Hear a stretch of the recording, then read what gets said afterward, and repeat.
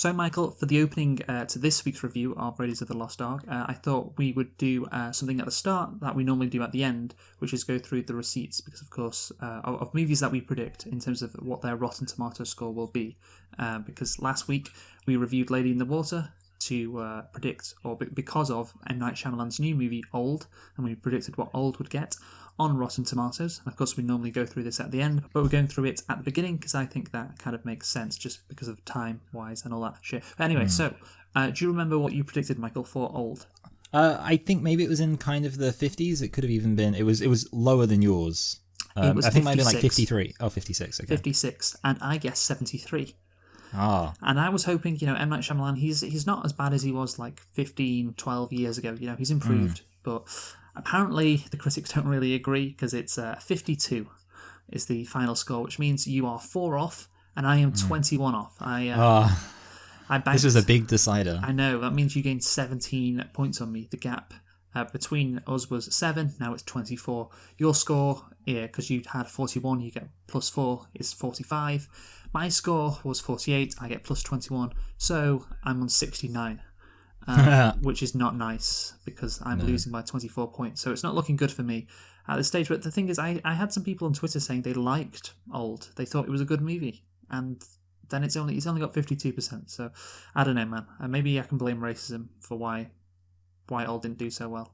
But congratulations, Michael, you're doing well. Well, commiserations, Luke, for being crap. Yeah, you can thank M. Night Shyamalan for being awful. Just like, M. Night Shyamalan. Yeah, great. Oh, dear.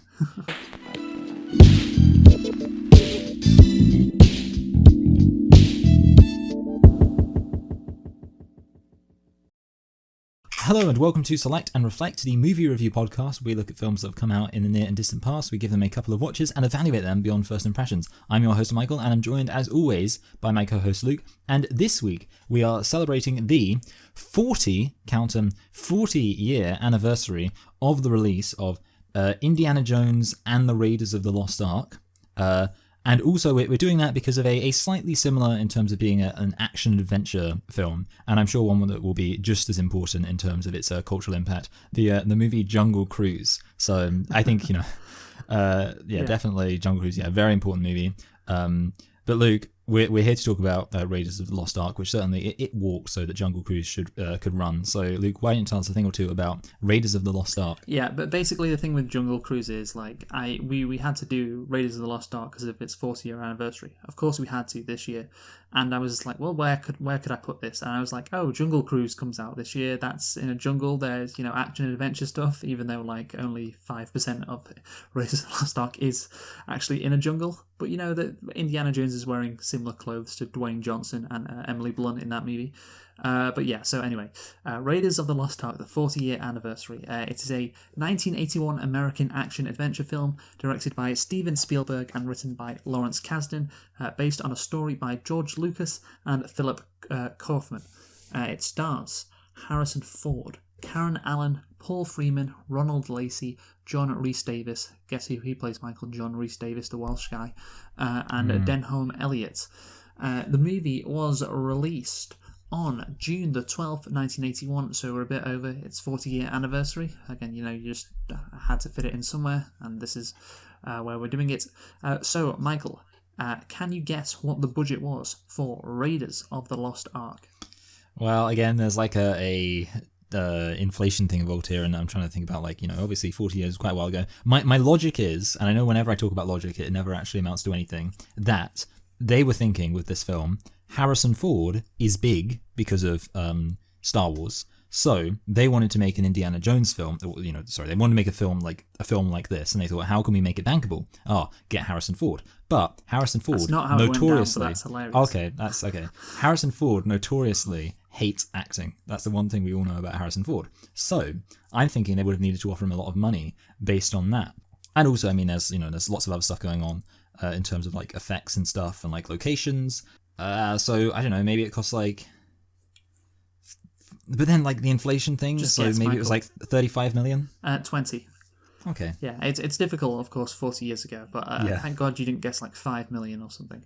But yeah, 20 million. I don't know if Harrison Ford was paid that much up front. I believe he got some of the sales or the box office revenue, like a percentage in his deal, I think I read. But anyway, Michael, what about the box office? How much money did Indiana Jones... Well, it's actually not called Indiana Jones and the Raiders of the Lost Ark. Yeah, I know that. Yeah. It's just Raiders of the Lost Ark. So how much did Raiders of the Lost Ark rake in at the box office? It probably got quite a lot because it's quite a big film. I mean, it was like a blockbuster. Maybe 300 million. Okay, so you're just going for 300. Yeah. 389 million. Okay. Yeah, so a bit of background on this box office, because as you said, it was a blockbuster. But what is quite interesting, I read this on Wikipedia, this is fascinating. Basically, Michael, it was not predicted to do so well. So by the summer of 1981, the film industry had been in decline for over a year. This was a result of a few box office successes, rising film production costs, diminishing audiences, and increasing ticket prices. The season was predicted to be down 10% against the previous year. And basically, the film Superman, or Superman 2, is that how it's referred to as? Superman 2? Yeah, just Superman 2. Yeah, not Superman the second. Was expected to dominate the season. And based on industry experts and audience polling, films including History of the World Part 1, the latest James Bond film, For Your Eyes Only, and The Great Mohawk Caper were expected to perform well also. However, there was little awareness or anticipation for Raiders until nationwide previews a week before its release. And basically, it was a massive success. Raiders of the Lost... Well, of course, we've already read out the figures, but you compare it to what was predicted of it, and you compare how bad the film industry was in 1981. This was incredible. I mean, this movie was basically in theatres for almost a year.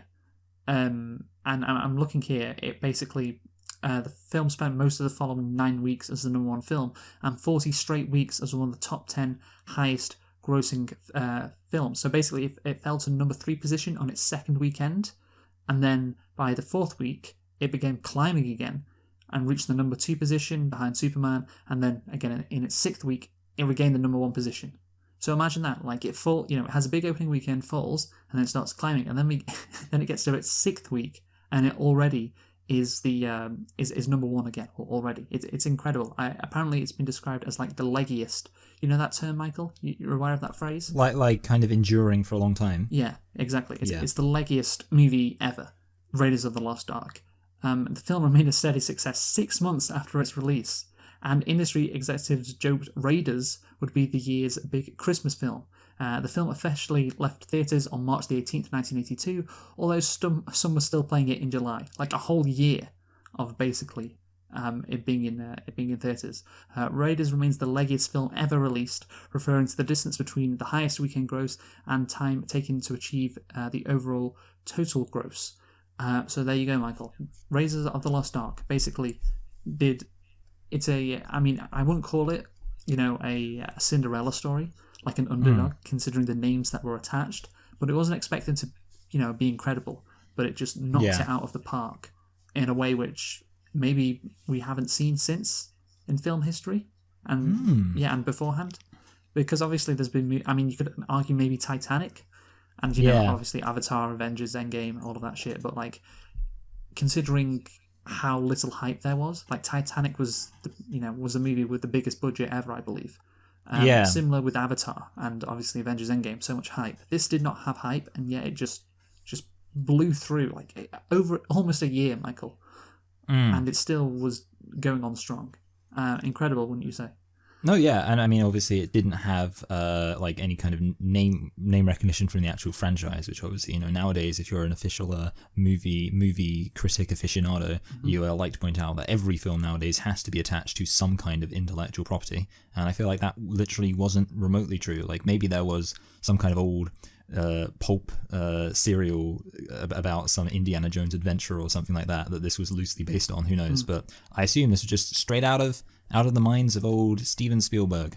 Yeah, no, well, we'll go through that in a sec. But yeah, basically the record 1.95 billion summer box office of 1981 represented a 15.6 increase over 1980. So they thought it had dropped by I can't remember what figure they thought it had dropped by, but it actually increased by 15.6. It was a record, just incredible. And of course, Superman 2 played a role, but Raiders of the Lost Ark was the real MVP of that year. So, Michael, that is a bit on the box office. We don't normally talk about it in that detail, but just because of the amazing statistics and story around it, we had to. Did you like Raiders of the Lost Ark, the movie? Yes, I thought this film. It felt very. It was very nice. It's like kind of. It's one of those films that just reminds you of. I guess it's like one of those films that feels like what a film should be. In a way, like you watch the film, it feels like it's very pure. It's like a time where you could just make a good, effective action adventure film, and people would enjoy it, even if it didn't have Dwayne "The Rock" Johnson in it. Yeah, you're a bit more like I get the sense of hearing your reviews over the year. It's like I like movies for the whole family, just nice, fun movies that are good. Yeah, that is me. Yeah. That's why Kindergarten Cop is my favorite film. Exactly, you talk about that quite a bit. For me, I'd say obviously it's a good movie, like it's good, but it isn't great.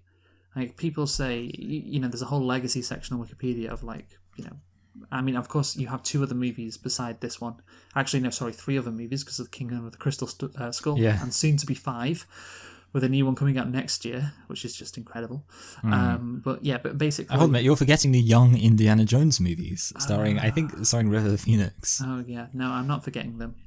I'm not. Good. They never existed. Just like Joaquin Phoenix will never forget River Phoenix. Okay, great. But basically, yeah, this movie is an all-time classic, one of the greatest movies of all time. It's not that. Like, it's not one of the greatest movies of all time. It's just good. There are some issues with it, and you could whack it on for the family and enjoy it and all of that shit. But it's not great. Like it's fine. And maybe in 1981, because filmmaking just wasn't as good as modern day, I think obviously there are problems with modern day cinema, but by and large I think the average movie is probably better than it was back in the early 80s. Maybe it was like incredible, amazing, and was it kind of like how Star Wars was in 77, and I've got another George Lucas product, just like wow, blew people's minds how good it was.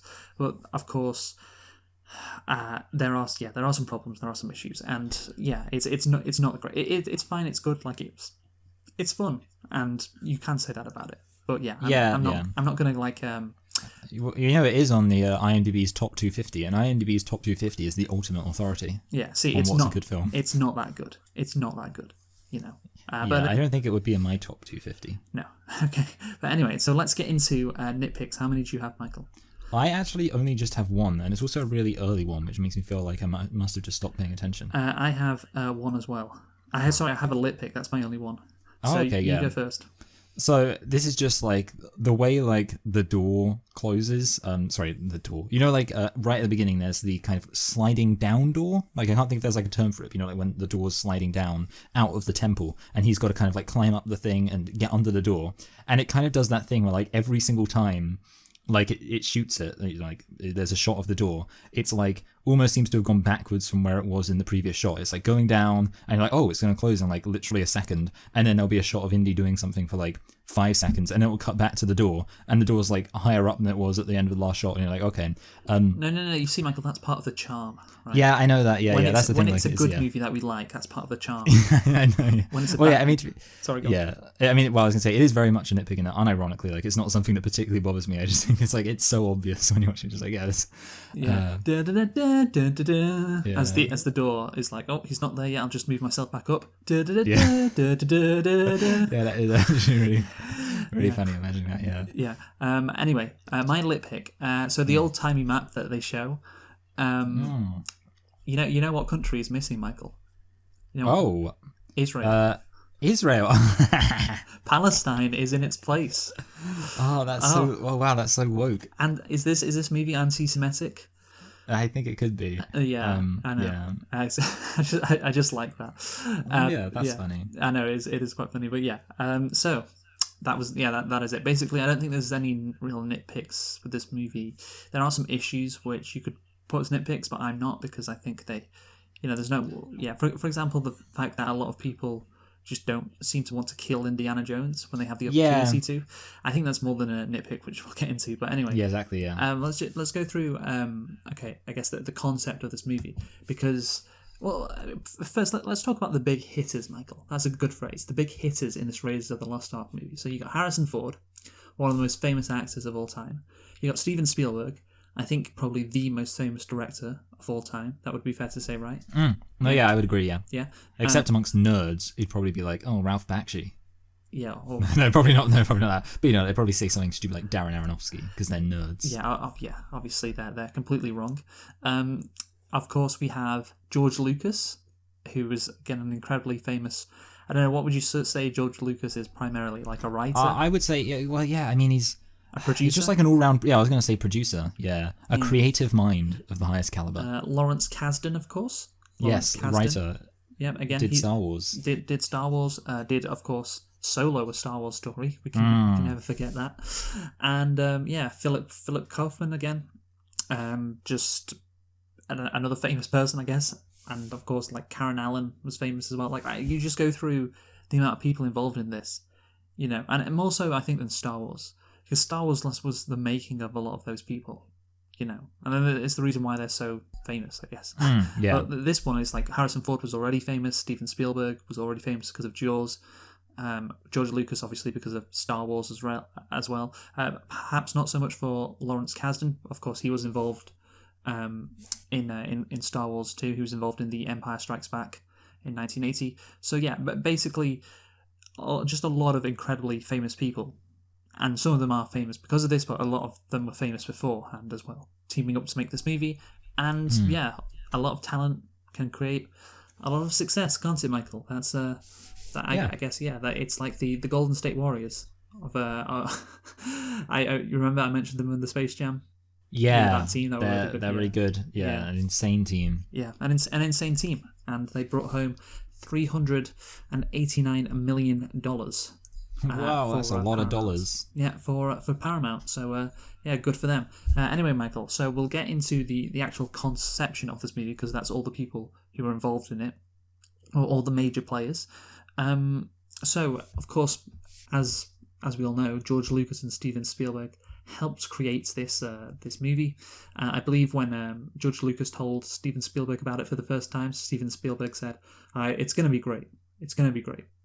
Did you get that right? He does. No, yeah, he does. He does love saying that whenever he hears about anything. Okay, so George Lucas conceived Raiders of the Lost Ark in 1973, shortly after finishing American Graffiti. An old movie poster of a heroic character leaping from a horseback to a truck reminded Lucas of the early 20th century serial films he enjoyed as a youth, such as Buck Rogers, Zorro's Fighting Legion, Spy, Smasher, and Don Winslow of the Navy. Again, like it's just, he comes up with his ideas, George Lucas, and you got to give him credit. Of course, Star Wars and Indiana Jones, what a great couple of hits. Like he just knocks it out of the park again and again. But again, he's just like taking stuff from 50 years ago. And to be fair, that's what a lot of people say art is. It's basically like there are hardly any new ideas. Like people just take things from the past and repurpose them. And if they execute it well, then it's really good. But yeah, still should we still give credit to George Lucas, Michael? I don't know. I mean, he's. I guess like you think about it. If the Disney Star Wars films have proved anything, it's that just trying to repeat what worked in the past is not an easy thing to do, or at least something that not all movie producers and directors are up to the task of. So maybe we should actually have more respect for George Lucas. Yeah, again, but the thing is with George Lucas, people don't remember those movies from the early 40s or late 30s. Like they don't enjoy in pop culture because they're not that great to watch. Because, well, I mean, you could say, no, they are great to watch, but I'm talking about the fact that they technically just aren't as nice to watch as movies that are in colour and just, are easy, because, of course, technical achievements, they do matter for movies. And so all of those kind of things were probably forgotten. And so he's bringing them back up. But if you try to replicate a movie in the 1980s, well, that's, today, well, that's still... but like Joker, for instance, people's like, oh, that's the king of comedy, isn't it? And, because people nowadays will probably just know about the king of comedy more than like a person would know about one of these movies that George Lucas really liked, like Zorro's Fighting Legion. If Joker was released in the 60s, people would just be like, oh, it's Cabaret. Sorry? Oh, it's Mr. Zygeld's Wonderful Emporium. I'm just thinking about what old. was movie did you say? If it was Joker, I said, just because I was Joker. like thinking right. about like you know, those are two films I can think of that involve like very eccentric main characters. Yes. Anyway, so he wanted to. This is George Lucas wanted to make a B movie modelled on those serials and conceived the adventures of Indiana Smith, featuring an adventurous archaeologist. There we go, named after his Alaskan Malamute dog. There we go, Alaskan Malamute dog. So around the same time, Lucas was trying to adapt the space opera serial Flash Gordon, but could not obtain the rights. So he just said, "Right, I'll rip you off and do Star Wars then." Like we say, Like a true creative mind. yeah, exactly. But that's how it goes with everything, I guess. And Lucas, he's honest. He's like, yeah, I like these movies from the 1930s. He's a movie buff, and I just turned them into stuff because I had the opportunity to do that. And people, again, you repackage these things in the modern era where nobody. Like, that's the thing. If he did release that Flash Gordon, or did remake Flash Gordon, would never have done as well as Star Wars did. That's true. Yeah. I mean, didn't they literally make a Flash Gordon remake in the 80s? Because Queen did the theme. Remember, Flash. And like no one actually like knows. Like the real takeaway there is that people don't even remember the film. They just remember that song. Yeah. So like it shows how like if in a hypothetical future people would be like going Flash, Flash, Flash, Flash, Flash, but they wouldn't actually know what the film was. Yeah, that's great. So in 1975, Lucas discussed his serial film idea with his friend Philip Kaufman. The pair worked on the story for a couple of weeks. Lucas imagined his character as a college professor and archaeologist adventurer based on his own appreciation for archaeology and famous archaeologists that he appreciated. Kaufman removed Lucas's vision of Smith as a nightclub patron and womanizer and suggested the Ark of the Covenant as the film's central goal. He learned of the Ark from his childhood dentist. The Ark provided a source of conflict for the hero and the Nazis, playing off Nazi leaders Adolf Hitler's historical fascination with the occult, which is Michael True, apparently. Yes. And it's why you get so many cool... I mean, I don't know if cool's the right word, but you get so many pieces of media, involving Nazis with science fiction. Well, yeah, and also, I mean, like Thor. Thor was the other thing, which obviously had a big thing to do with the Nazis being like, oh, let's get some Norse mythology. That will help us take over the world. Yeah. Well, I'm thinking, obviously, Captain America, the Red Skull, that kind of thing. Yeah. And also Call of Duty Zombies with the Nazis. They have to get these. You can pack and punch these weapons. I don't know. I haven't played it in a while, but yeah, I just there is this thing with Nazis like science fiction, and of course that also comes from what is he called? Joseph Mengele. That's it. And the fact that he was experimenting on humans and all of that shit, and it's basically and the fact that after the end of the Second World War, loads of countries wanted to recruit Nazis and. And they infiltrated everywhere. Yeah, Nazi scientists, they were high in demand, Michael, because of the fact that they were, that Hitler was fascinated with it, so they spent a lot of time and money and research on this and a lot of stuff, which was, of course, interesting to, the United States, even though they are the ones that crushed the Nazis. But anyway, we're going to talk about that, of course, later. But yeah, basically, the Nazi bit does work in this movie, since Hitler was fascinated by that. And, they are some great bad guys to have. Also, I just want to point out in the this little bit I found on Wikipedia, Lucas suggested the Marion character would have a romantic past with the much older Jones. At what age, Michael? What age would Marion have this romantic relationship with Indiana Jones? Obviously, George Lucas is in Hollywood, so I'm guessing 7. No, maybe 15. You know what? You're not so bad. You're in between your two guesses. Oh, wow. So 12. No, 11. Sorry, I wasn't able to do great maths there, mate. Yeah, 11. So Spielberg replied, "She had better be older." Yeah, so, that's yeah. I mean, I can understand the whole maybe because obviously he wanted to make Indiana Jones a paedophile. Well, yeah. I was gonna say it would make sense. For example, she could have a crush on him because obviously it's normal for anybody to when I was 11, I thought, wow, that archaeology teacher's pretty hot. So that's normal, but to have him reciprocate, I think that was not a good idea, George. Yeah. So okay. Well, okay. Not 11. How about 14? And they settled on 14. So there you go. That's what you call the Hollywood compromise. The Hollywood compromise, the difference between what the visionary creator, how old they want the girl to be, and what is acceptable for American audiences, and then they come to the middle. Yeah. And it would be 14, 15 years old. Anyway, the Hollywood compromise, folks. But anyway, let's get into the fact that, I mentioned Marion's character, Indiana Jones's character. He's this explorer looking for things, avoiding traps. It's a fun concept, you have to admit, like right from the get-go. One of those ideas that seems so obvious, which is probably why, it had been done before in the past, and George Lucas kind of copied it. And if executed right, it can be really fun. He's also a college professor, and it is like he is a superhero. He has a regular day job, and he has a secret job where he puts himself in danger. Yeah. You think that's a good comparison?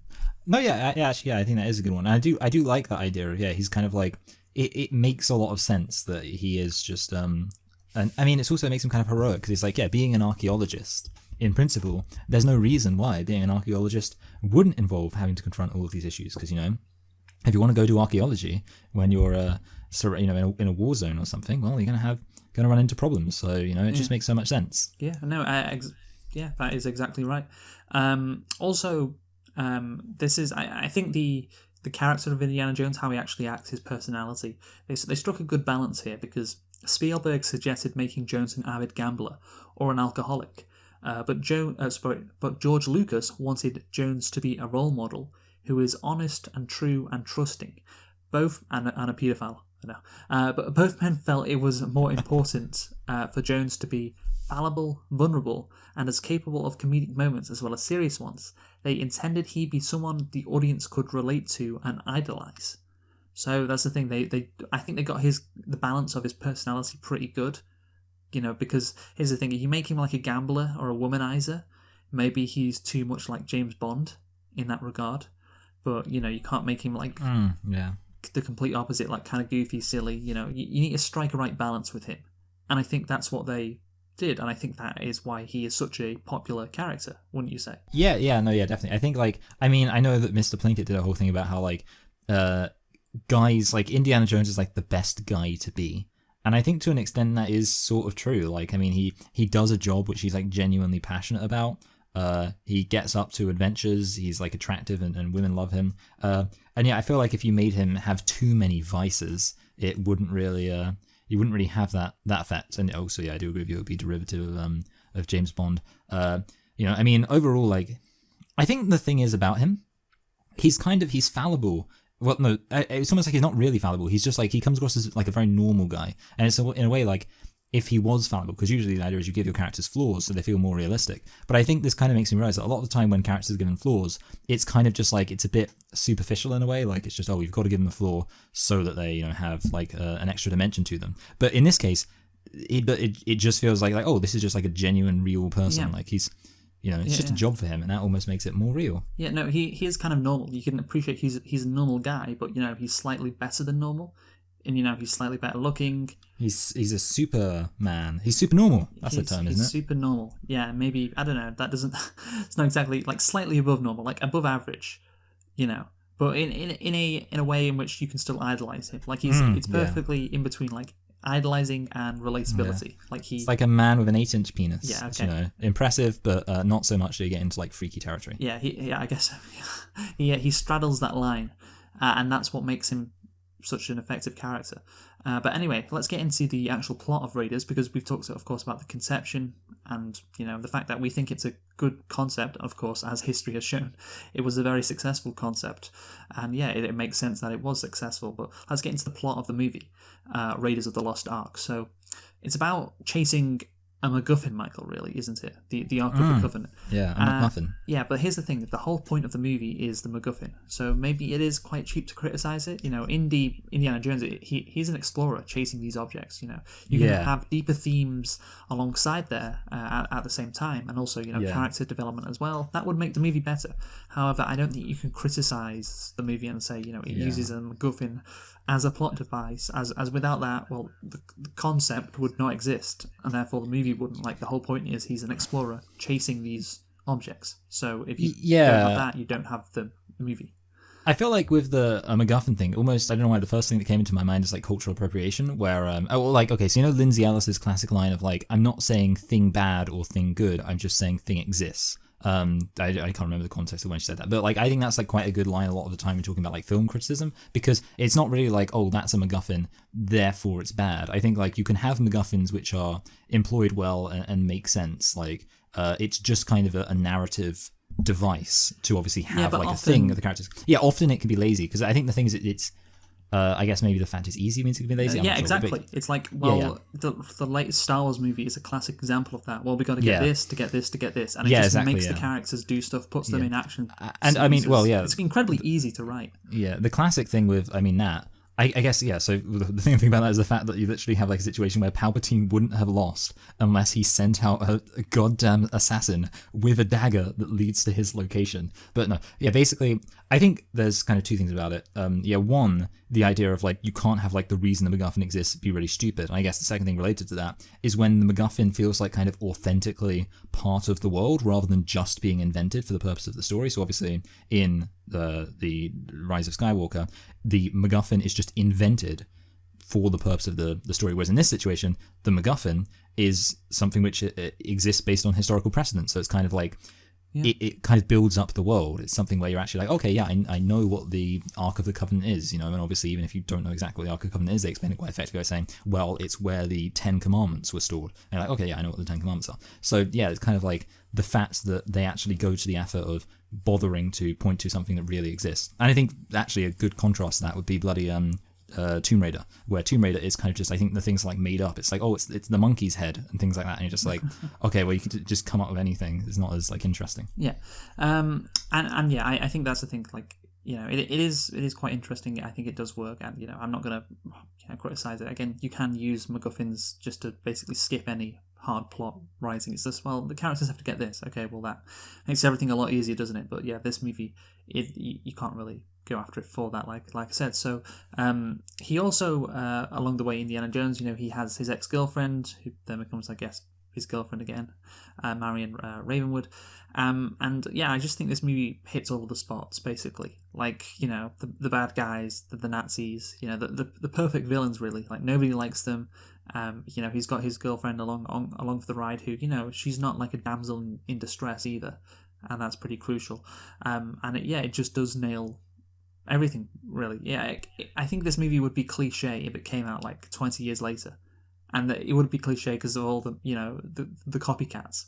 Of course, you know what I'm trying to say, Michael, here. Yeah, I get you. Yeah. So, like, yeah, basically, this film established a lot of things which established quite a few tropes. Yeah, which shows how influential it was. Basically, that's what I'm trying to say. It's an incredibly influential movie, and it just seems so simple, and that's what makes it so effective. However, Michael, there is a criticism of this plot, which is that this movie would not. Well, this movie, basically everything in this movie would happen without Indiana Jones. He is pretty. Oh yeah, okay, yeah. Sorry, I've heard exactly that, and I wanted to bring it up. Yes. So I remember seeing that scene on The Big Bang Theory where Sheldon showed Amy. I think that's what she's called. I'm sorry if I'm wrong, but yeah, I'm pretty sure that is. Raiders of the Lost Ark, which I think was his favourite movie, or one of his favourite movies. Yeah.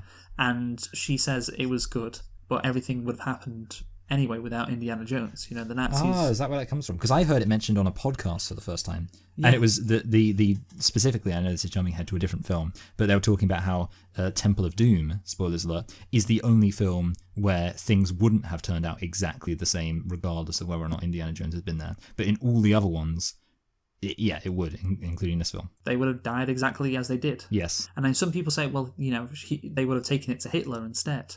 I don't know why that would have been the case. And of course, Indiana Jones basically got the Covenant to the United States. So thank God for that. Otherwise, it had just been like on a random like rock in I think they were in Greece. I think that's where they were. So that's where it would be, you know, until somebody else found it, of course. But yeah, basically, you know, Indiana Jones and Marion were just along for the ride. And actually, Marion would have probably died at the hands of the Nazis as well. So maybe that's bad. But of course, you know, the Nazis wouldn't have still had the Ark of the Covenant, so there's that. Yeah, and to be fair, when you're talking about in the context of World War II, it's like one death is, it's not really a huge thing. Yeah, who cares? Who cares, really? Yeah, exactly. Yeah. So is this an example of a bad screenplay or not, that the main protagonist doesn't really affect the actual outcome of the movie? Like, they're just like kind of milling around, like just doing shit every now and again, that interacting with the the bad guys, but the bad guys obviously end up killing themselves, and that would happen anyway without them. Yeah, well, maybe the real arc of the Covenant was the adventure we had along the way.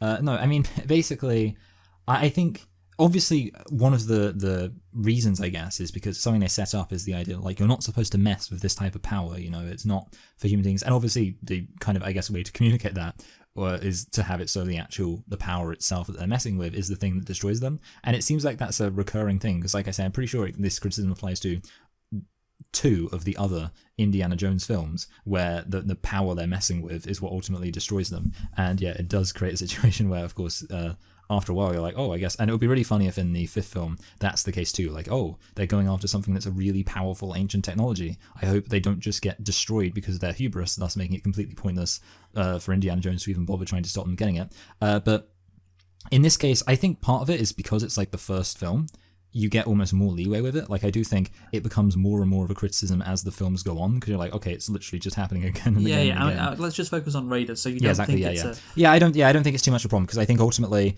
I guess, like, what I'm saying is, the main point is the thing I said already, which is kind of, I feel like the point is supposed to be, well, these characters are trying to use this ancient primordial power to their advantage. It's a bit like Jurassic Park, you know, but they can't control it, and that's why they get destroyed by it. Okay, so for one movie, it's okay. It works. Yeah. So Amy from Big Bang Theory, get wrecked, basically. It doesn't have to ruin. Yeah, because I remember, I don't remember a lot from that episode. I just remember Sheldon not liking the fact that Amy said that, and it was true. And he was in, you know how his character is, Mike. You know how Sheldon is. You know how temperamental he can get. He wasn't happy, but you know he should still be happy. I guess that was probably the resolution to the episode. Like, I don't know, fucking Leonard saying, you know, you can still like it, and then he settles down and it's okay. And we have a joke about, I don't know, Michael. You know, the whole universe. Yeah, exactly. Whole universe, and then on to the next episode of that great show. But anyway, so let's get into the actual detail of this plot. And of course, you know, we start off with an action scene. Otto Octavius portrays Indiana Jones. Did you catch it was the same actor? Oh, really? So, yeah, what's his... Yeah, I know the actual name of the... Alfred Molina, I believe. No, I didn't catch that, but yeah. Yeah.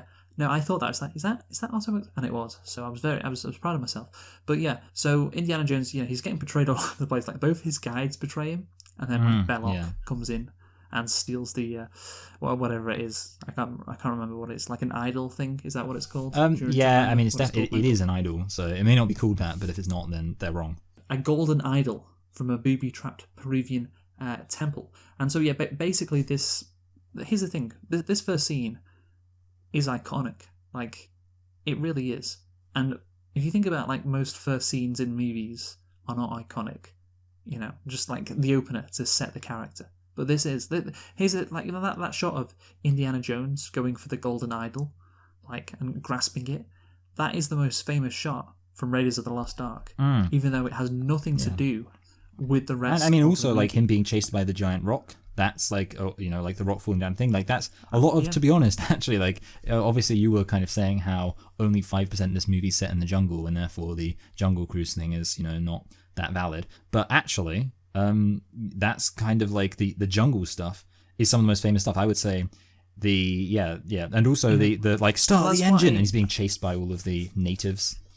Yeah, that's referenced in Family Guy my as favorite well. Show. Yeah, that's the thing. I remember, obviously, I watched this before, like, years ago, and I was like, oh, we'll do Jungle Cruise, because, I remember that scene in the jungle in Raiders of the Lost Ark, but I'm like, oh yeah, it's only 5% of the movie. It's so weird, man. If you think about it, you know, all of this iconic stuff with, you know, the closing doors, and, you know, the poison darts, this massive boulder, it's so fun, and, you know, it has become so influential. Like, even Minecraft has this booby trap temple thing when you go into a jungle. And, you know, that was, have you played Minecraft? No, because I'm not a child.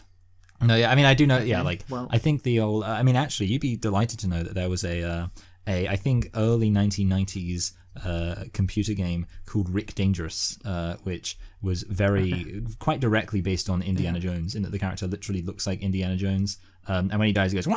Okay, well, yeah, but basically, yeah, this, and you could say that's the Lara Croft influence as well, but, you know, maybe Lara Croft was influenced by Indiana Jones. Almost definitely. So you have, this, of course, booby trap temple with some gold in the center, some, you know, or some other valuable object. Like, it's just a really nice concept, and it's crazy. Again, I just reiterate, 5 minutes of the movie, just the opening 5 minutes. But that, again, if you go on Google Images and type in Raiders of the Lost Ark, and the image that will come up most is Indiana Jones trying to get the Golden Idol right at the start of the movie. Again, even though it doesn't have anything to do with the rest of the plot, it's all about the Ark of the Covenant. So yeah, that just goes to show how big an impression that had in people's minds. So yeah, maybe the greatest start to a movie ever, Michael. Yeah, you know what, Luke? I just did it, and you are very, very right. Yeah. Literally, of like the first 10 images, six of them are of him doing the switch with the bag of sand. Yeah, I know, and because I was thinking about the thumbnail when I tapped it, I was like, I wonder what the images are for the thumbnail. Yeah. And I just a quick look, and I was like, oh, wow, there's a lot of this, even though it's nothing to do with the Ark of the Covenant. But anyway, so that's the start. Again, one of the greatest starts maybe in movie history because of just how iconic it is. So Indiana Jones, of course, returns to America. He's at his college, and like we say, we like the fact that, he's also a professor at a college. That's a nice day job for him to have, I guess, with the superhero comparisons, it does work. And of course, he's briefed by 2 army intelligence agents that Nazi German forces are excavating at Tanis in Egypt, and one of their telegrams mentioned Jones's old mentor, Abner Ravenswood. And Jones deduces that the Nazis seek the Ark of the Covenant, which Adolf Hitler believes will make their army invincible. And here's the thing, I like this scene where, Jones is explaining everything, because there's a lot of exposition, and you could say it's dumped, just in this 5-minute scene. But here's the thing, it's basically like the whole plot in that 5 minutes, and it's done really well. You've got the Ark, the city of Tanis, the Staff of Ra, all of the history, but they use books, of course, the book with the picture of the Ark of the Covenant. Indiana Jones uses the diagram on the chalkboard. It could have been quite repetitive, just recycling information, but I like how they mix it up a bit. It's like that visual thing really does help when he draws it on the chalkboard. So you have to have these scenes, I guess, in this movie, which is just, this is setting up the movie. This is all the exposition. You've got the Tanis, the Staff of Ra, all these concepts. All these, maybe if you were harsh, MacGuffins. But yeah, and it could have just been a lot more lazily done. But yeah, what do you think, Michael? Well, yeah, I mean, I think it's, again, the fact that he is a professor really helps, because it means, obviously, he should, I guess, know about this kind of stuff from an academic point of view. So it's kind of like they're basically having kind of an academic discussion about, what's going on. I mean, to be fair, it's there are other examples where it works, I guess, because it's kind of if anything, the briefing scene, which works. So obviously, I think in James Bond, that kind of works. It's we have reason to believe that blah, blah, blah, blah. Because, it makes sense, because obviously, if you're briefing somebody, it's almost the definition of that is trying to communicate all of the pertinent information to them in a very quick, efficient way. And obviously, in this sense, it's kind of, it is a bit like a brief, just being told, okay, this is the problem, this is what you need to do. But then on top of that, you have the fact, like I say, they're academics, so it makes sense they would have the books and would just have kind of a natural, genuine curiosity about the kind of backstory to the and art. the fact he's teaching them works, does. Yeah. Like he does to his college students. Yeah, exactly. He draws them up. Yeah, so it all feels organic. It's well done, and it's important that you get that scene right, and it's engaging, because of course that a lot of things are explained in that 5 minutes, which affects the whole rest of the movie, and you better be paying attention. And I think it is easy to pay attention to that scene, with the way they do it. Then of course Indiana Jones goes to Nepal to meet Marion. She has this medallion which she wears around her neck because of course she wears it around her neck. But this leads me on to a question, Michael. How has the Ark of the Covenant not been discovered yet? Because this medallion that tells you where the Ark is buried, exists, of course, and has been in the hands of archaeologists, namely Marion's dad, who, as Indiana Jones said, was basically obsessed with the Ark of the Covenant. Yeah. He had he could never find the city of Tanis. I don't know how he didn't find it, how he couldn't find it, because it seems like a pretty big city. Yeah. I don't know why, and here's the thing, once you find the city, you find the map room, which of course the Nazis did. If he found this medallion, then surely he could, then go into the map room and find the Ark. It just seems, quite easy, it seems to me. It doesn't seem that complicated at all. Once you found Tanis, it doesn't seem that complicated at all to then, go and get the Ark of the Covenant. And so, sorry, just to say, I think Marion's dad if he was obsessed with it, surely he would have found Tanis like the Nazis managed to. I guess the Nazis just managed to by, hiring a bunch of workers. I assume this guy's rich, he could hire a bunch of workers. And, if not him, like somebody else could have. Like, this medallion has been floating around for ages. Like, it's basically, I find it hard to believe that Marion's dad or anyone else has not discovered the Ark of the Covenant for 3,000 years, because it doesn't appear to be that difficult a thing to accomplish.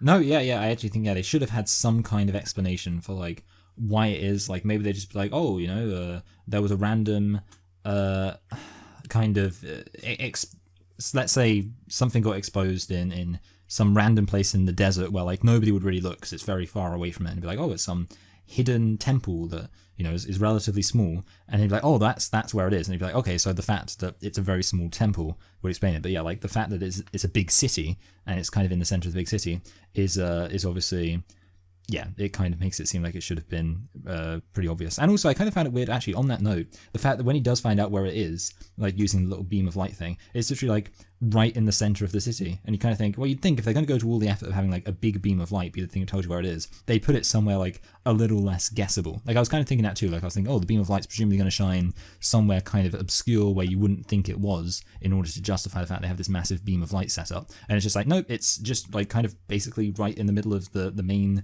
square area in this big important looking building. And like, well, that's probably where I guess it was anyway. I mean, with these things, you may be expecting like, I don't know, a code. Some kind of twist where it's like maybe you make a faulty assumption, well, there is, and then later on it's revealed. With the medallion, it says something different on the back. Oh, it's one step down, but like that's not really. As long as you got the actual medallion, then it's okay. So again, it just seems rather too easy to find this Ark of the Covenant. Again, it's something that has been around for 3,000 years that has the power of God. You've got to make it a bit harder. Anyway, so. So obviously, we had that good action scene with Marion in Nepal and Indiana Jones, where the Nazi guy gets his hand burnt. But we'll talk about those later. And we get into Cairo. So this Cairo scene, Michael, is it's so like, it is goofy in a way. It's also fun, but like bad at the same. It's a whole load of contrasting emotions. So of course you got the famous scene where Indiana Jones just shoots the guy who's got a blade. He just pulls out his gun and shoots him. Which I think it was because Harrison Ford was like tired, or like he injured himself or something. Yeah, I remember like he was meant to fight him, but instead they just did that. So yeah, again, a happy accident, I guess, because that is iconic. But you've also got the fact that there's a Nazi monkey, or a monkey that works for the Nazis, who then dies because he eats dates. A sad ending for him, which I don't know, it's just a bit dumb. And also Marion's fake death, like she dies. Oh no, she actually doesn't. You could have seen that. Yeah. Yeah. And they have her be dead for quite a while, like dead in quotation marks. Well, yeah, it's better than Star Wars. What's the last one? I can't even remember what the last one's called. Rise of Skywalker, where they have like the Chewie thing. That's it.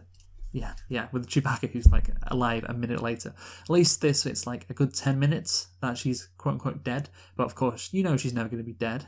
Like, because here's the thing, they don't spend a lot of time on it, and I don't know if it's because movies back in the day they didn't make things as dramatic as they do nowadays. But like, Indy rushes into this square, and there's like this casket that obviously Marion's meant to be in, and it's blown up, and it all happens very quickly. And I was like, it happens so quickly that I don't think she's dead. And of course, I knew she wasn't dead as well, but I'm like, yeah, if they wanted to really make the audience think she's dead, play it up a bit more, in my opinion. But anyway, so and there's also this stupid moment where, well, it happens when Indiana Jones is with fucking Beloff. They're having the drink and they're talking about the Ark of the Covenant, and Beloff's like, well, it is time for you. Actually, he's not German, he's French. It's like, where will I find another adversary like you? And because he's going to basically kill him. Indiana Jones is going to die. Like, this is the end of the road for us. And then what saves Indiana Jones is a bunch of like Egyptian children rush in and like hug him. And the Nazis just let that happen. Beloff just lets that happen. It speaks to the long, proud history of Arabs using children as human shields. Like in the horrible, like forcing, what they do with the Israelis. Wow, yeah, exactly. But that's the thing, like the Nazis are in that building, I believe. So they just let Indiana Jones escape. Yeah. It almost seems like yeah, it genuinely seems like Belloc just almost doesn't really care about getting him, but yeah, also apparently the Nazis don't really either. Well, yeah, because Indiana Jones is probably your number one, the number one person who may stop you getting the Ark of the Covenant. He's been sent over by the US government. Like, you're aware of this, and you just, like, let him go and don't, like, capture him. Just push the kids off him and just take him hostage. I don't know. It just seems so incredibly stupid. Like, because I was watching that scene again, and I was like, well, wait, has he just literally walked out of the situation where he was about to die because some kids have come in and hugged him?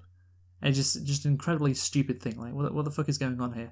And then later, the Nazis let Salah, his helper, the guy who's the best digger in Egypt. Apparently. Yeah.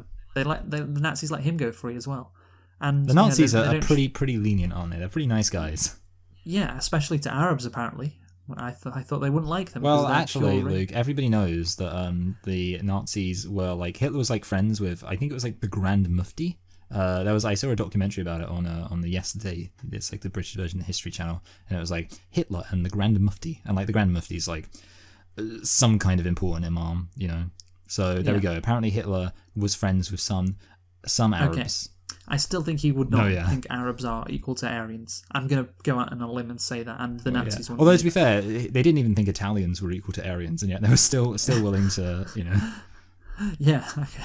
But anyway, so Indiana Jones, of course, is in this, like, what's it called, the Temple of the Souls or whatever, and, the Nazis surround him, and they drop Marion in there as well. And again, they could just shoot him and kill him so he doesn't escape, but they let him escape. It just seems like so many times in this movie, like, Indiana Jones survives. And again, at the end of the movie, when they capture him, well, they tie him up to the stake, instead of just, like, killing him. Maybe they wanted him to, I don't know, maybe Belloc wanted him to see him get the Ark of the Covenant, for, like, some ego thing. I don't know. It just seems like, again, it's a kids movie, as well as, being a classic movie. It's a movie for kids, so, you can, the hero wriggles his way out of danger again and again when he shouldn't. Like, it's tiresome, but maybe not unexpected, but ultimately it's just disappointing, especially that scene where, like, the kids just, like, hug him and he gets out of, like, dying and just is allowed to then go.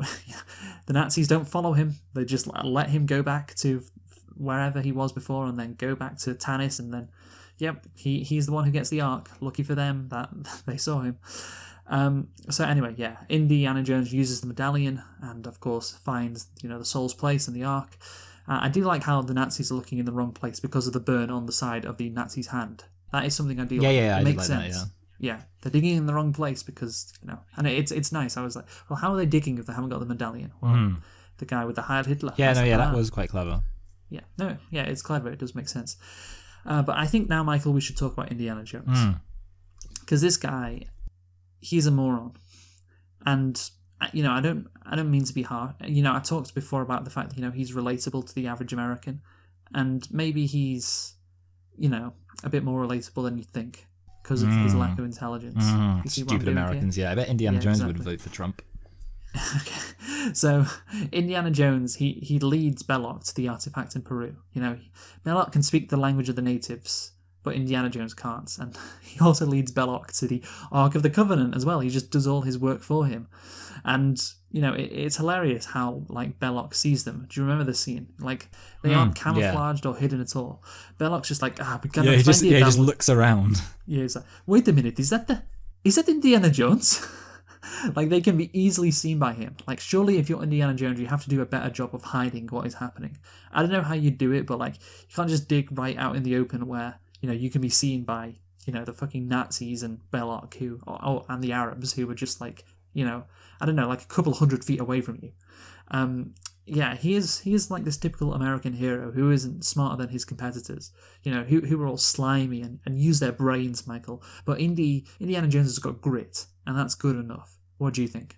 Well, yeah, I mean, that's the thing. Just like Donald Trump, you don't need to be smart. You just need a good old-fashioned stick-to-itiveness. No, yeah, I mean, that's the thing. There are, like, a lot of moments in this film where it does just come across as the characters being very stupid. And I mentioned particular Indiana Jones. Yeah, Indiana Jones. Yeah, and I think I've mentioned before, like, something which annoys me in films, which is when, like, characters, even in, like, a thing where, like, characters are supposed to be people who have survived lots of dangerous encounters in their life, and yet even in the very short time that we see them, they make multiple mistakes which put them in life-threatening situations where they're ultimately only lucky to survive. And this is like one example where basically Indiana Jones presumably has been doing this for a long time, and yet even in this one time when we see him, he makes several big mistakes where it's like, oh, he easily could have died there if he hadn't been incredibly lucky. And yeah, you kind of just have to come up with the conclusion. Like, it almost feels like, in a way, like some of the things in this film is almost like self-aware about like how he's just lucky, like with like the way that like things intervene, like the propeller just smashing that guy to pieces and things like that. But yeah, that's the thing. It's definitely like, you don't get the impression this is a guy who's like, oh, he's the best. You know, if you want to get into a situation where you need somebody who's going to definitely be able to solve the problem and survive and save the day, it's going to be Indiana Jones. No. No, yeah, you don't get that impression. But maybe, that's part of his relatability, I guess, that he's a fucking American moron. No, I don't mean... I'm joking with the American thing, by the way. I am joking. I'm just playing off stereotypes, which I don't think are true, of course. I just realised what I put next. Like, at the end of the movie, he just gives himself up, doesn't he? He's got the rocket launcher. Yeah. And he's just like... It just gets captured. What a great fucking move that was, Indiana Jones. You just gave yourself up. Just... incredible. Like, yeah, this guy, he's not too smart, I have to say. But also another problem with him, his character development, Michael. Like, they were, I think they were going like a bit for James Bond, not too much. And the thing is with James Bond is he doesn't really have any emotions, and that is the case with Indiana Jones. And therefore, without that, he can't really have any character development. He just does seem to take everything in stride. You don't really explore him at all. I know later movies do, but that would have enhanced this movie as well. He's no different from at the end of the movie compared to the start of the movie. And I guess, maybe they just wanted to establish this character and not do anything too crazy with him. But certainly that would have made the movie better if he had some character development. Would you say? Yeah. I think basically he does. Yeah, he comes across as like, I already say he's kind of like almost in a weird way like the perfect guy, but also at the same time, because of that, he does feel a bit like an empty husk. And there's definitely, it is kind of very plot oriented in terms of, and obviously there are there's aspects of what they kind of say. But yeah, you definitely don't get the impression of like, oh, I really want to see how, like, you wouldn't watch a kind of a drama film about Indiana Jones. Just like, oh, this is boring. Yeah. Again, later movies do this to an extent, so that's good. But yeah, this one doesn't really. He's a bit of an empty vessel, like you say. But again, that's probably what they were kind of going for, that what they wanted. They didn't want to do anything too crazy with this character, so I guess it's understandable. But anyway, Harrison Ford now, Michael, because we're on the topic of Indiana Jones, we might as well talk about Harrison Ford, the guy who, of course, plays him. The right actor for the role. I think that is definitely the case, no doubt about it. I mean, this is why the character works. He just looks like he was born to play this role. He's a good-looking guy, but he can also play a professor as well. Like, I think, when if you think about it, there are some action heroes who, if they try to play like a college professor, like if you have that scene, it just wouldn't look right. But with Harrison Ford, it does. Like, you get the sense like, yeah, this guy could be a professor. And what is interesting is, it very easily could not have been Harrison Ford. Do you know who's the number one pick, Michael? To play Indiana Jones? Nicolas Cage. No, I don't know. It was Tom Selleck. Oh, wow. Yeah, and I can't imagine Tom Selleck being that college professor. I really can't. But yeah, basically Lucas's wife and frequent collaborator Marcia Lucas preferred Tom Selleck, and Selleck was contractually obligated to filming Magnum P.I. If it were made into a full series, and basically realising Selleck was in demand, CBS greenlit Magnum P.I., forcing him to drop out and leave production of Indiana Jones. With no lead actor only weeks before filming. So that's interesting. Like, Magnum P.I., one of the most famous American TV shows ever, was partially greenlit because of the movie Indiana Jones and CBS wanting to keep Tom Selleck. And the actors' strike of 1980 put the show on hiatus for 3 months, which would have allowed Selleck to star as Jones. But of course, that didn't happen. And Spielberg chose Harrison Ford, or he wanted Harrison Ford for the role after seeing him in Empire Strikes Back. But Ford basically had always been considered, but he wasn't cast because he was a well-known actor, and George Lucas was concerned about seeming reliant on Ford by casting him in another film after Star Wars. And he also did not think he would commit to 3 films. However, Ford thought it would be a fun project and agreed to the deal. So yeah, that whole thing about Harrison Ford not wanting to do 3 movies, well, he thought it would be fun, and so that's why he came back. Maybe that's why he's coming back for a 5th film, and did for a 4th film. Like, yeah, it'll be fun. Nothing to do with money, eh? But yeah, you agree with me that Harrison Ford... No, yeah, definitely, yeah. Ford, Like, yeah, I can't imagine anyone else. Because, yeah, I mean, it's just like... I can kind of see where George Lucas was coming from with the idea that, like, if you cast Harrison Ford in this role, it might just seem like, oh, it almost like kind of a soft spin-off in a way. Like, oh, you've got Han Solo, played by Harrison Ford, a kind of rough and ready, charming guy who goes on action adventures with all his friends. It's just that, but obviously in a different context, different universe. But yeah, because it kind of in a way does almost feel like, and that's why I say it, like a soft spin-off in a way, because it's like, this is what you imagine it would be like if if Han Solo was like a professor in 1930s university. Yeah, the character does have some similarities to Han Solo. But yeah, I guess that's just how they're written. They're very similarly written, and Harrison Ford, he can do both. And I think maybe that was good for Harrison Ford's career, because if he's always the Star Wars guy, he's also Indiana Jones. Like, he just becomes... imagine if, like, Mark Hamill was in a movie like Indiana Jones. Yeah. Not Indiana Jones specifically, but, like, he goes from, oh, that's the guy from Star Wars, to, oh, he's just an incredibly famous actor. And that's, again, good for your career. Anyway, so let's talk about the relationship between Marion and Indiana Jones, Michael, because, again, this is another disappointing aspect of the movie. They just seem to patch it up throughout the movie, because they're together, they're the main characters. There doesn't appear to be any other reason. There's... it's basically, well, she doesn't like him because, I don't know, they never really get into it that much. Something that happened 10 years ago. Yeah, I guess, like, he probably just kind of, like, strung her along. That would be my guess. Like, he wasn't really serious about relationship. They don't have a big confrontation about what happened 10 years ago, and all of a sudden they're back together again. So, there you go. No, not that great, Michael. Would you agree? Yeah. I mean, definitely. The thing is, she's kind of like a nice character, and like obviously you have like the drinking thing. She's like laughing. She seems kind of like she seems fun, and in that sense, you're kind of like, well, it's like she's a nice character, but there's just no reason to really think she should get with Indy specifically. Just two nice characters who were the male and female leads, so they get together. Like, just not that great. Could have done a bit better considering the history they have as well. But yeah, just didn't decide to do anything more with it. Yeah, I remember they're on that ship, aren't they? And they're just back together again. It's just like, well, I guess we've been through a lot in this past, 24 hours, so that means I guess we're cool again. Anyway, yeah. So the second half of the movie is basically just a lot of action scenes. Like, the second half is really like action scene heavy, I think. A lot of back and forth, like between who's got the Ark of the Covenant and who doesn't. And yeah, it just seems like constant action almost until we get to the iconic ending, Michael. And like you said, it's the perfect ending with the bad guys dying as a consequence of their own greed, I guess. They thought they could tame the power of God, etc., but they couldn't, because they're just humans, and they need to be humbled, and that's why they all die. And you have that guy's face melting, which is just great. You love to see it, don't you, Michael? You love to see it. Yeah. Well, actually, here's something which I find weird about that. Just as an aside, the fact that the Nazis, their plan was to use the Ark of the Covenant, and they never at any point acknowledged that the original purpose of the Ark of the Covenant was literally to protect the Jews. And it's just like at no point, and I guess like that's the thing, you have to assume it's literally just... Well, one Nazi officer does say... He says, that's the thing, he says he's uncomfortable with just, which I was aware of. Yeah, it's kind of weird that they don't have like a... Because obviously, I mean, I don't know if you know this, but yeah, basically the Ark of the Covenant, the idea that like it helps an army succeed is based in kind of the way it's portrayed in the Bible. But obviously in the Bible, it's to help Israel succeed against their enemies. So obviously, yeah, it just seems like... But yeah, I think... Oh, so that's what happened to it after. So the Jewish people got it, and that's how they created the state of Israel. And yes, exactly. Yeah, they found the top men. You can always find that top men are the people who got Jeremy Corbyn kicked out of the Labour Party. top men are responsible for 9/11. All the top men somehow called in sick. Yeah. On 9/11. Yeah, I don't know why it is, but there's so many top men involved in the media. I don't know how they all got into positions of power. That'd be great. I mean, it kind of works with the the anti-Semitic conspiracy theories.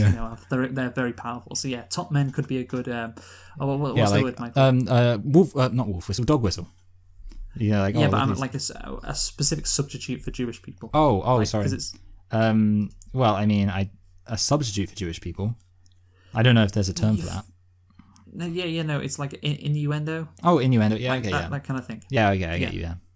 Yeah, so that's what I'm saying. Yeah. And I mean, obviously we've just created this off this movie, but yeah, that again, we shouldn't be giving those conspiracy theorist ideas, Michael. We shouldn't be doing that. No, But yeah. so what was your point? Sorry, before. Oh, sorry. Yeah, the only point I was just making is that I thought it was like kind of funny that like I guess it makes the Nazis look very stupid, but it also could maybe be a bit of an oversight on the part of like the film that.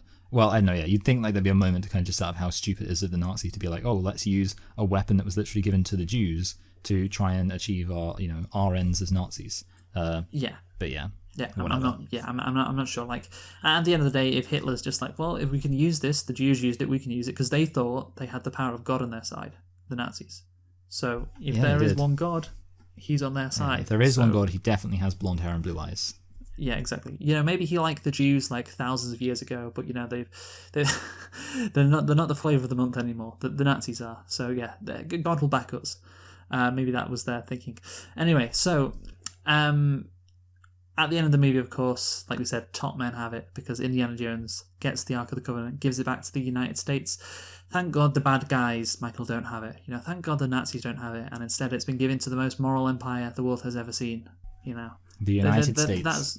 Yes, exactly. The United States would definitely just lock the Ark of the Covenant away, not try to do any experiments on it at all. They would just keep it in a nice, safe place because that's the responsible thing to do. Because as we all know, this is by the same guy who directed E.T. He should know that the US government loves messing with things, experimenting on them.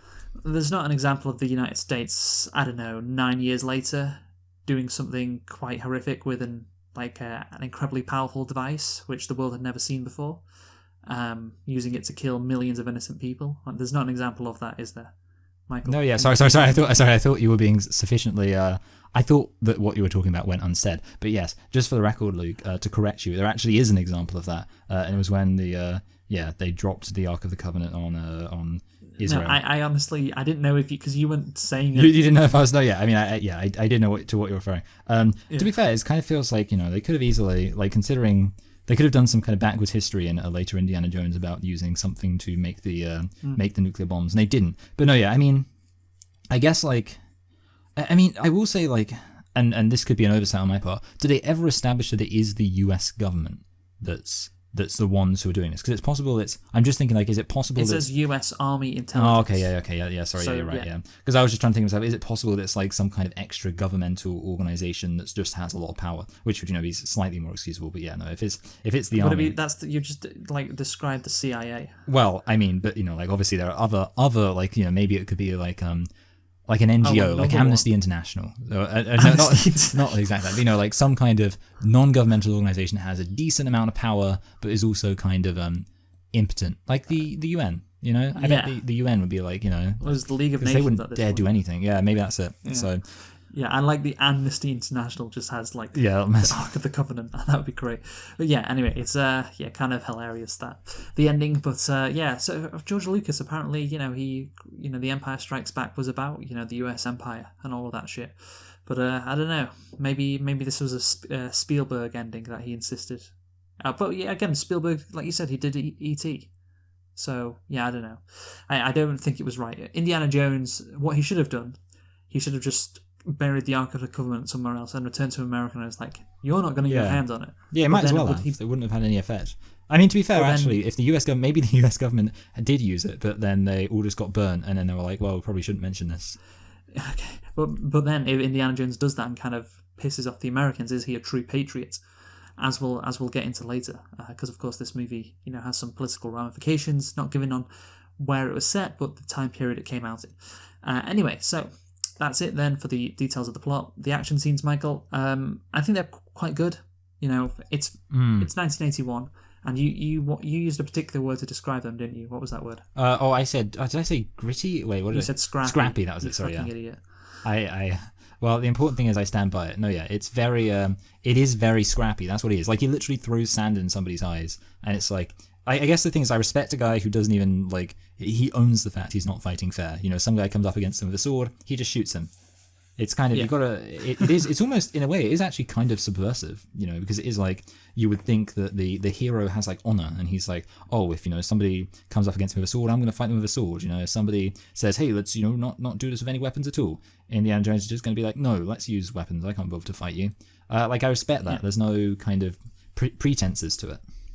Yeah, no, it's good. And again, he's yeah, he is this guy who just he's not like honorable. Yeah, he's just like kind of relatable. So he fights like he is like an average person to an extent. Like he's obviously decent at fighting, but he's not that great. He gets beaten up by that big German guy until the helicopter blade saves him. Of course, again another scene that is referenced in Family Guy. But yeah, I guess the action scenes. You know what? They're good for 1981. We'll take them. Not amazing, but yeah, I guess that particular style works for Indiana Jones. And yeah, basically the second half of the movie is just that. So now, Michael, are you all done with action? Yeah. We all done? Actually, no, I just had one other thing, actually. Just on the way that when they have the big fight with the big muscly guy, I like the way they kind of just kept adding like tension. So it was like, obviously, you have kind of the fact that obviously there's the general thing of the Ark of the Covenant, and then you've got the muscle guy show up, and then you've got the thing with the gasoline appearing, and then you have the thing with the propellers spinning. It's kind of like it just adds more and more and more. And I was like, I like that. It's something which also Peter Jackson does really well in the Lord of the Rings as well. Like basically just like kind of slowly like adding more elements rather than. But not in the Hobbit. No, in the Hobbit. Yeah. Anyway, so let's get into some themes now, Michael, because there are several themes associated with this movie. Like you'd expect, the first one, a rejection of Nazism. So Raiders can be interpreted. This is from Wikipedia as a Jewish fantasy about punishing the Nazis for the Holocaust. Of course, Steven Spielberg is Jewish, and the Ark is a Jewish artifact described as holding the Ten Commandments passed down to the Jewish people by God. So maybe this is why the Nazis had to do it, or went for the Ark of the Covenant, because it was a Jewish thing, and that's it's a way for the Jews to get back at the Nazis. As of course Steven Spielberg, who was involved in writing this movie or producing it even, this would make sense.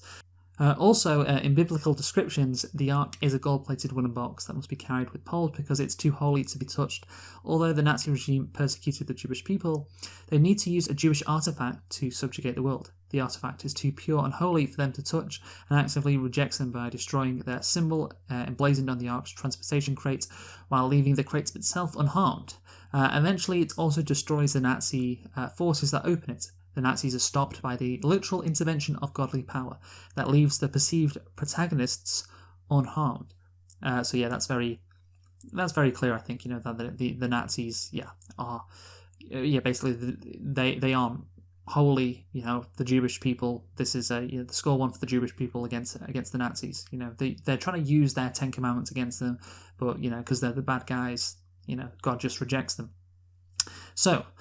In another scene, Jones falls underneath a moving truck, which is hood ornament, a Mercedes logo snaps, mocking Mercedes' involvement in aiding the Nazis. Did you catch that, Michael? Like when he snaps the Mercedes logo? No, yeah. I mean, it's kind of it makes sense because obviously. Did you notice that? And did you think that? No, I didn't. I didn't really notice what the logo was for, to be honest, because I'm not that great with car companies anyway. It's the fucking most famous logo ever, the three-pointed star for the Third Reich, of course. It was done before that, but yeah. Now that's the thing. Mercedes, of course, like all German car companies, have an involvement with the Nazis. So yeah, I don't think Mercedes would have appreciated their car's involvement in this movie, given the context. Anyway, Elizabeth Hirschman identified elements of the metaphysical, believing the standard heroic quest is often upset by religious importance of the Ark, an item of Judeo-Christian mythology. The image of God is the one that is inherently on the side of good, and the destruction of the Nazi villains draws parallels to Yahweh visiting plagues on Egypt for enslaving the Israelites. How about that, Michael? Yeah. A nice bit of Christian. I mean, that would make sense. Basically, I do think it definitely. The idea of God like visiting, retribution on Israel's enemies, would make sense, and it definitely is consistent with other aspects of like Jewish theology, I guess. So yeah. Why did God not intervene in the Holocaust? I know, yeah. What a crazy guy. Fucking slacker, wasn't he? Anyway, so no, I mean, of course, that's it's a story. They're both stories at the end of the day, and yeah, I think again there are parallels to that as well for sure. And I also think, on the whole rejection of Nazism, this movie is, I think, central to why being a Nazi isn't cool. Of course, I mentioned Captain America before. That's another reason, him beating up Nazis. But, it's why I think conservatives in the United States reject the Nazi label wholeheartedly, because they realise it isn't good to be, compared to Nazis. And even though a lot of their beliefs are quite similar to Nazis. And, it's a label that I think they maybe wouldn't necessarily adopt because of the history, but definitely because of how, Americans perceive everything through culture and because of culture. Like, this is a really famous movie, an action-adventure movie that everybody loves, and the Nazis are the bad guys. Well, we can't embrace Nazism at all because of this. I really do think, like, this is why in America, certainly, even though, like, some politicians, they sound a lot like, Nazis to a certain extent, why just no one would ever, everyone would reject that label, because it's not cool. They're the bad evil guys, and it's primarily because of this movie in American culture. What do you make of that take, Mike? Yeah, Do you yeah. think I'm going too far there? I mean, I think kind of in the 70s and 80s was when, like, the idea of Nazism became kind of equated with, like, I mean, maybe not, like, kind of, I'm thinking, like, in kind of a fantasy context, like the supreme evil that has to be, rejected no matter what. I'm thinking Star Wars as well. Yeah, that's what I'm but thinking, Star yeah. Wars, they're not explicitly Nazis, though. That's why I said Captain America as well. But yeah, like, you're right. In that period, it was like Nazis weren't cool, and so moving forward, nobody is going to try and be a Nazi. It's just impossible in American politics because everyone hates them. But anyway, okay. Our next theme, Michael, is American security at risk. So there is a common theme shared by Raiders and another 1981 film, which is of course Superman 2. As we talked about, those were the two big films at the 1981 box office. American security is at risk. The films are emblematic of their time and the contemporary fears of American citizens. The Nazi characters are based on a former threat to America, and like Superman II, Raiders requires the intervention of a superhuman fantasy character to prevent destruction at the hands of enemy forces. A character audiences can admire but never possibly emulate. Janet Maslin argues the fantasy of these films and the larger-than-life characters are designed to satisfy audiences who do not want to reflect on the world around them. Jones is striving to recover the Ark, both to stop the Nazis but also for personal glory. But the film never dwells on the regular people around the world who would be affected by an invincible Nazi army. So yeah, I guess what they're saying here is, there's problems going on within America, and this is kind of like a distraction from that, basically. Like, if only... Because, of course, they were in, the Soviet Union and all that shit. So, if only we could have a fantasy, character come in. And, of course, you can't do it in contemporary, because that would just, that idea wouldn't come about. So it's like, what if somebody, like, how somebody defeated the Nazis back in the day? We can watch that movie. Yeah, I mean, well, also, I think, like, it was kind of saying how, like, there's not really a thought about kind of, like, the fact that the Nazis had an effect in kind of like a wider context. So it's kind of just like the Nazis become just reduced to the bad guys in a personal story of heroics, when obviously there's the much bigger reality that so I think that's kind of a good point as well. Like, and to be honest, I just think it's kind of, I guess that's the fantasy element of it, like the idea of like imagining if there was a Superman who's like, I'm gonna destroy the Nazis because they're the baddies, which obviously is the kind of thing that doesn't really happen in real life, especially when you're dealing with like geopolitical conflicts. Yes, I agree, yes. So yeah, again, it is just a fantasy. And yeah, again, 1981, there's a reason why it was, again, perhaps so popular. And of course, Indiana Jones and Kingdom of the Crystal Skull, who was he battling, Michael? Crystal Skull... Oh, Russians, sorry. Yeah, he's battling the Russians. Yes. So he moves on from battling the Nazis to battling the Russians, and he can battle the Russians because they're no longer this is 2008. They're no longer technically battling the Russians in the Cold War. So yeah, it works in that context as well. Raiders also offers a counter to the American national embarrassments of its defeat in the Vietnam War, the political scandal of Watergate, a recession, and the growing influence of foreign nations. The period setting of the film also presents audiences with a time tinged in romantic nostalgia and filled with the possibility for adventure. Robin Wood wrote that Raiders, Superman, and Star Wars provide a familiar, comforting content using the nostalgic memories of the older serial films of which they are derivative, presenting an idealized version of older traditional values. Wood opined the purpose of this was to subdue radical social movements eager for change. Jennifer Barker suggested Raiders offers audiences what they want and does not challenge their values or beliefs as anything but correct. So yeah, basically, it's like, isn't America? Look, we got the Nazis, didn't we? Our guy went over there, killed the Nazis, brought home the Covenant. We should be proud of our country. And this, of course, is a growing theme of the 1980s, where America, it had suffered embarrassments in the 60s and 70s, and instead of, looking in on itself as like, do we need to change? They went in another direction, didn't they? No, yeah. Anything to say, Michael? No, yeah, I think, definitely they just kind of like doubled down on the bravado, and I do think you see that with the rise of like the kind of action stars, which I think really did. I feel like it kind of did increase a lot in the 80s. And obviously, it isn't necessarily like the kind of Schwarzenegger style action star, but it's definitely along those lines of being, I guess, like the perfect Superman. So yeah, I think that makes sense. Yeah, and she used the word, or one of the people did use the word comforting, Michael. And I think that is some sort. It is comfort food. This movie, it is very comforting to watch, and that's again part of why it's so popular. Also, masculinity, Michael. This is another theme. So, the macho male action hero archetype of the era, conveyed by Jones, can also be seen as reinforcing traditional masculinity in the face of growing feminism. Describing the typical interpretation of this archetype, Latham Hunter said films such as Raiders, Lethal Weapon, and Die Hard evolve the everyman character into someone who can overcome impossible odds and promote American might. Jones is an American hero who steps in reluctantly to save the world by overcoming almost exclusively foreign enemies.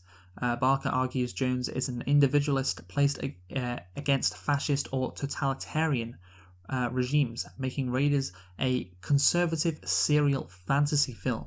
Hunter believed this focus on masculinity was short-sighted, and these films succeeded because they offered escapism from reality and presented an outclassed hero who reflected the audience's own feeling of powerlessness.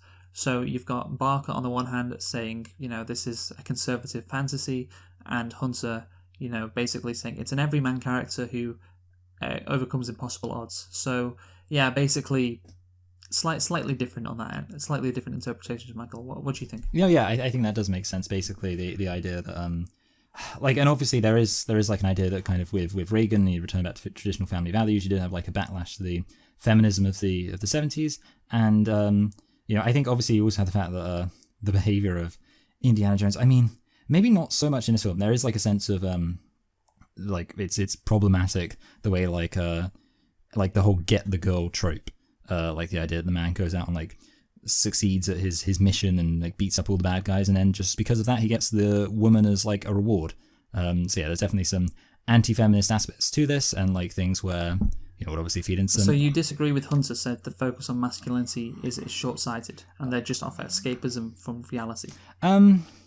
Yeah, I mean, it's kind of, I would say like it's not really I would say that it's kind of there is definitely, you have to look at it through like the lens of gender, I think is what I'm saying. Like, yeah, you can't just say, well, it's just escapism, because I mean, sure, it is escapism, but I think, and I mean, it applies both ways too. Like, there are lots of films which are escapist for women, which have things to say about femininity. But yeah, I don't think, especially not in the 80s, I don't think you can just say, well, it's just escapism and there's not like a gender dimension to it. Mm-hmm. Yeah. Okay. I think obviously, there is a gender element to it as well. Absolutely. I think, of course, this would not work if Indiana Jones was a female character nearly as much. And yeah, the fact that, again, it's this era, the 1930s, this bygone age, and yeah, of course, he's defeating foreign enemies as well, conjures up, World War II, this is where men were men, etc., etc. Yeah, so it works in that in that respect as well. Jones has been criticised as a poor portrayal of an archaeologist, and that his actions amount to theft. So this is basically, we're basically getting into colonialism. Oh, okay, theme. Yeah, this is just a preamble to that, talking about his archaeology, though. Basically, Winfried Creamer described Jones as the worst thing to happen to archaeology, as he walks a fine line between what's an archaeologist and what's a professional looter. Kevin McGough wrote that the archetypal film archaeologist in older films was never the hero, but often a subject to be saved or conquered by the actual hero. Jones is imbued with the self-reliance and the physical competence of the traditional hero, but with an intelligence that is recognised and celebrated, setting him apart from older heroes. Okay, so Kevin McGough, however you say it, is like, you know what?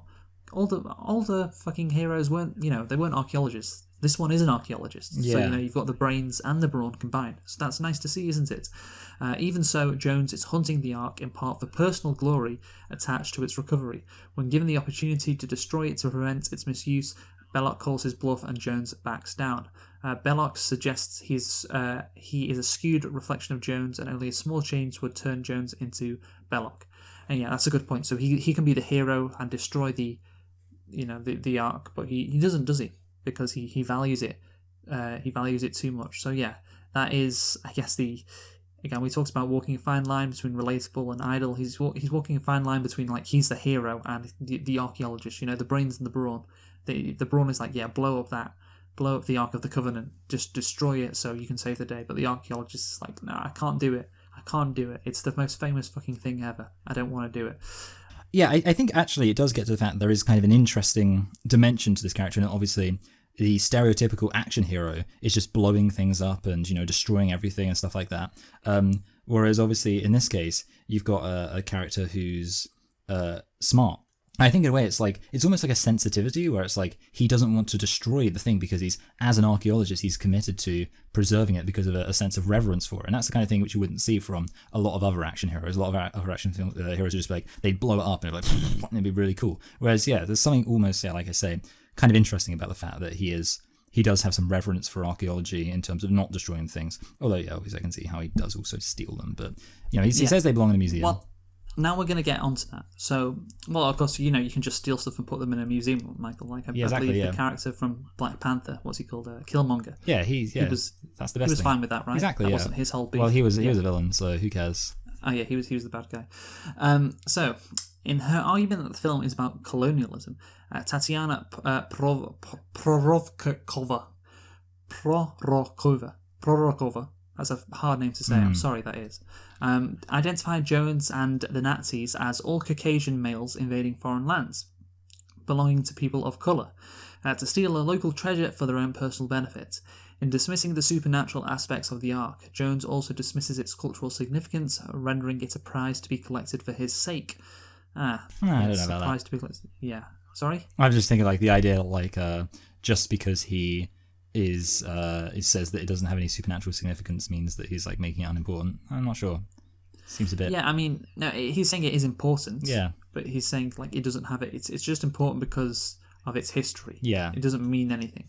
But yeah, that's it doesn't what it says. It doesn't matter. I guess the comparison is you have British people taking important things from native or any other European power, taking important items just because they look cool. It's oh look, this is valued by this tribe. Doesn't even care that it's made from vibranium.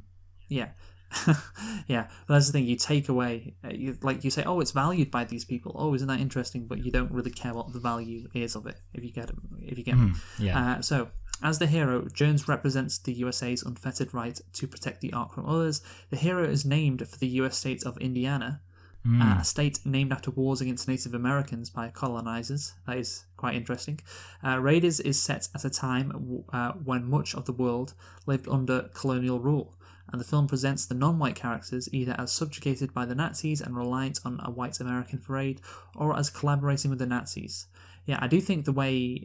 Yeah, that's a good point as well. And I do think the way that non-white characters are depicted in this movie is quite bad. They just get, kind of just beat up. They're just fodder. They don't have any character. They're useful to help Indiana Jones, or they're useful for the Nazis. And they're just, they're pawns, basically, in this game between the two. And I definitely got that sense from this movie. They kind of feel like background characters. Yeah, exactly. Yeah, they're just used by the Nazis and Indiana Jones as well. They don't really matter, even though of course this is their country. Yeah. And apart from one character, Michael. Which Salah. is Salah. Yeah. Of course. But do you know who Salah is played by, Michael? No. See, this is what I mentioned at the start. So Salah is played by John Rhys Davis. Now, does that sound like an Egyptian name to you? Oh, I see. John Rhys Davis. It does not sound like an Egyptian name. It sounds like a Welsh name. Because he is Welsh. He is Welsh. He portrayed the role of Gimli. Oh. And the voice of Treebeard in Lord of the Rings.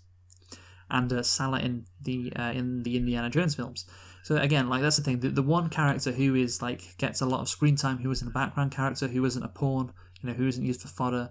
The one character who is Arab in this movie is actually Welsh. And he's not actually Egyptian. So there you go. That's a nice bit of trivia that kind of does sum up this movie's attitude quite well. And yeah, it is an issue, but I guess this is made in the 1980s by people who did not give a damn about Yeah. colonialism. So this is what is to be expected, I guess. But anyway, let's conclude now, Michael. Yes. We've gone on for a while, so you go first. All right. Basically, this film is, like I say, it's a good film. It's an effective film. It's one which you can enjoy. I pretty much do agree. There's nothing special. So even though I think it's like an enjoyable film that you can just put on any time, I wouldn't say like. And the things, I mean, it's kind of an easy film to watch, which is, not a bad thing. Like there are some films which are comparatively like boring. So I think you have to say like your opinion of this film is at least positive because obviously, yeah, it's like a pretty easy film to just watch and just make your way through. But there's nothing in there that's particularly gonna really impress you. There's no moment you can be like, wow, I really think that plot and the way that kind of plot was constructed was great, or I really like that character moment or things like that. So with that said, I think I don't think it can be higher than a 7.